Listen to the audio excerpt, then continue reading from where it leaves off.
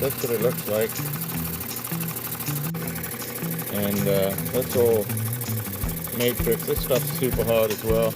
Really nice stuff. This is the Blue Moon, I'm sorry.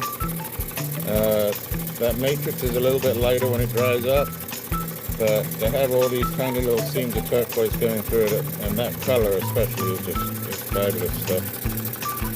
So, let's see if I can fix this a little bit. Keep a good eye on him.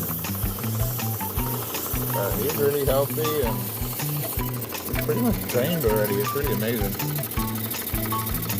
Alright, I think we did pretty good there. Let's do a dry shot again.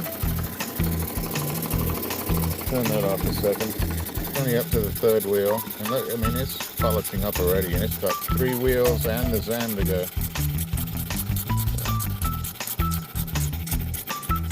Look at that. Pretty. That's some really nice material. Alright. Okay, I'm done with this one.